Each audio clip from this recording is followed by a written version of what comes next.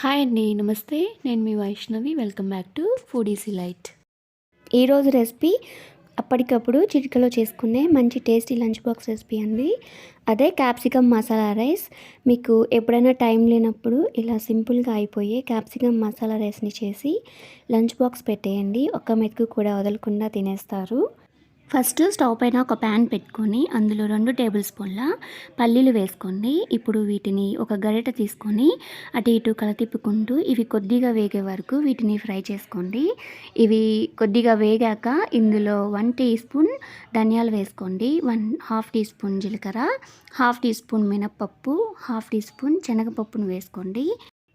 4 ఎండుమిర్చి, ఒక రెమ్మ కరివేపాకు వేసుకొని ఇవి పూర్తిగా వేగి కలర్ చేంజ్ అయ్యే వరకు, గట్టిపడే వరకు వీటిని ఫ్రై చేసుకోండి. మీరు దగ్గరుండి వీటిని కలతిప్పుకుంటూ ఫ్రై చేసుకోండి, లేకపోతే మాడిపోతాయి. ఇవి పూర్తిగా వేగిపోయాక ఇప్పుడు స్టవ్ ఆఫ్ చేసేసుకొని వీటిని దింపేసి పూర్తిగా చల్లారే వరకు ఒక పక్కన పెట్టేసుకోండి.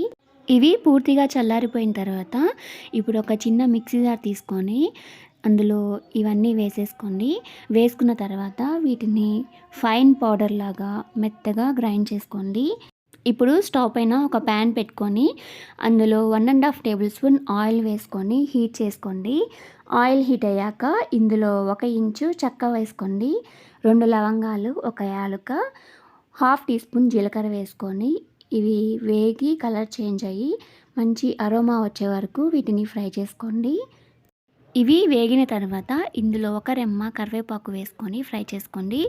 ఇప్పుడు 2 మీడియం సైజ్ ఆనియన్స్ని ఇలా సన్నగా పొడవుగా కట్ చేసుకొని వేసుకోండి. ఒకసారి కలతిప్పుకొని ఈ ఆనియన్స్ కొంచెం ట్రాన్స్పరెంట్గా అయ్యే వరకు ఫ్రై చేసుకోండి.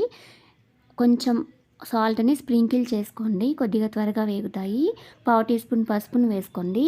వేసుకున్న తర్వాత ఒకసారి మిక్స్ చేసుకోండి మొత్తం. ఇప్పుడు ఇందులో 1/2 టీ స్పూన్ కారం వేసుకోండి.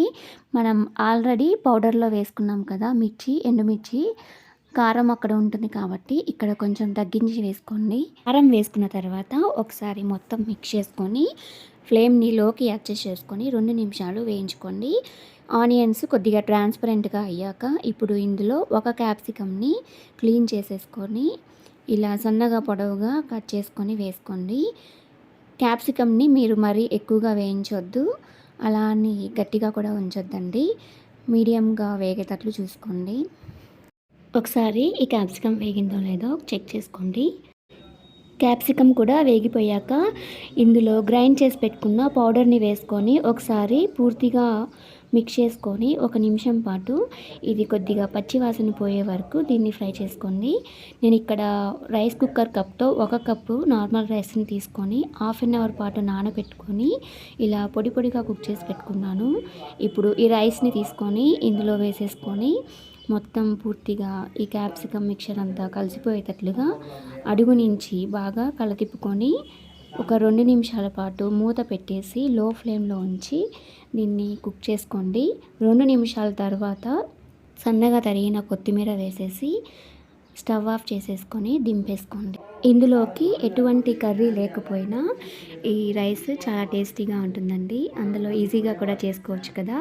నేను చేసిన రెసిపీ మీకు నచ్చినట్లయితే తప్పకుండా లైక్ చేయండి, మీ ఫ్రెండ్స్కి, ఫ్యామిలీ మెంబర్స్కి షేర్ చేయండి.